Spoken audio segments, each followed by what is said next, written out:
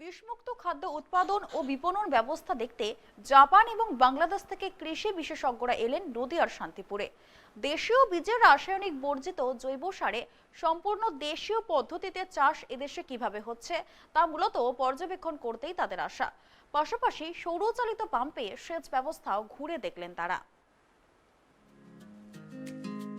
Japan এবং বাংলাদেশ থেকে কৃষি বিশেষজ্ঞরা এলেন নদিয়ার শান্তিপুরে।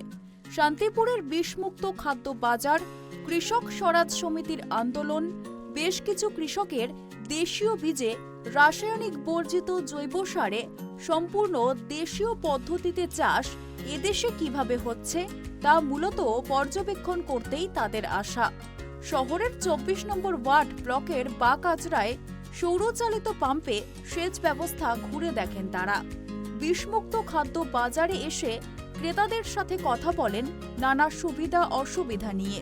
বিশেষজ্ঞরা কৃষক স্বরাজ সমিতির বিভিন্ন কৃষকদের সাথে আলাপ আলোচনা করেন তাদের দেশের চাষ এবং এই দেশের চাষের মধ্যে বিভিন্ন বৈষম্য নিয়ে।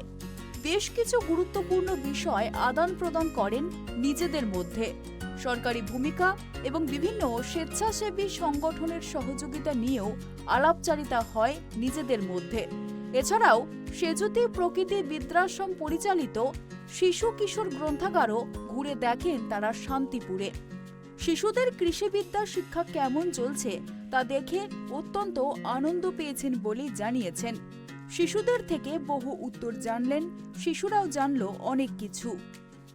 কিন্তু আমাদের দেশে এখন রাসায়নিক সার কীটনাশকে এত পরিমাণ ব্যবহার হয়েছে যে নিরাপদ পণ্য নিরাপদ খাদ্য পাওয়া খুব কঠিন চ্যালেঞ্জ বিষয় হয়ে দাঁড়িয়েছে।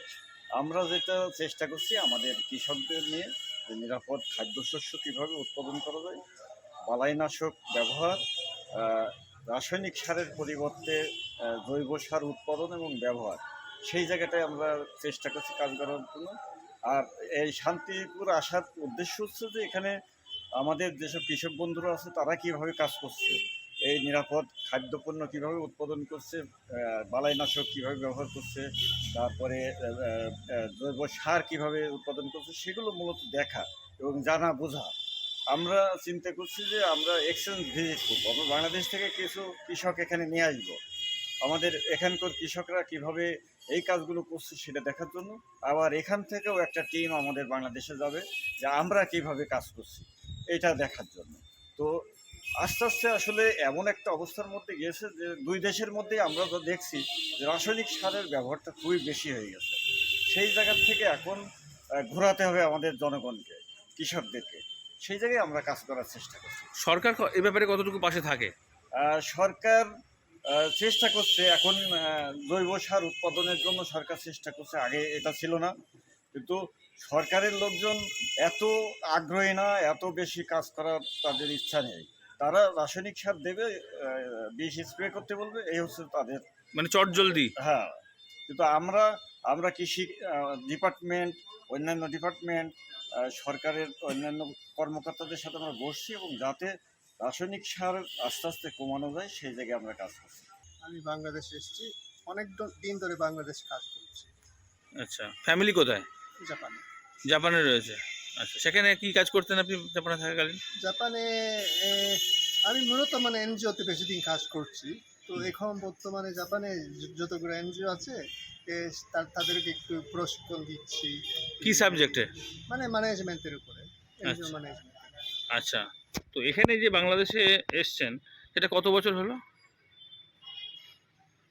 86 থেকে অর্থাৎ 37 চলতেছে। তো ফ্যামিলির সাথে দেখা করতে যান কিভাবে?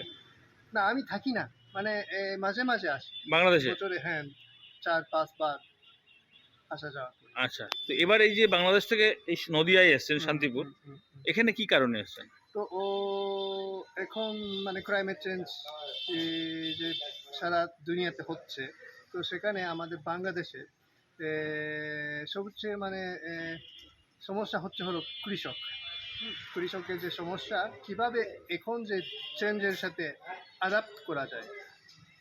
তো সেটা আমরা বাংলাদেশে অনেক এনজিওর সাথে কাজ করে একটু চেষ্টা করছি। তবে মানে যদিও মানে পাশাপাশি এই দুইটা দেশ। হুম। তো এদিকেও মানে একই সমস্যা নিয়ে আছে। তো এটা এখন কি চেষ্টা ছাড়া মানে চলছে, সেটা আমরা দেখাশোনা করে যেন মানে ওখানকার কৃষক এখানকার কৃষক মত বিনিময় আচ্ছা, এই যে সার, পেস্টিসাইড, এগুলো এগুলো কি ওখানে অর্গানিক না না কেমিক্যাল? কেমিক্যাল, বেশিরভাগ কেমিক্যাল। জাপানে? না ওই বাংলাদেশ, বাংলাদেশে? আর জাপানে? জাপানেও তাই।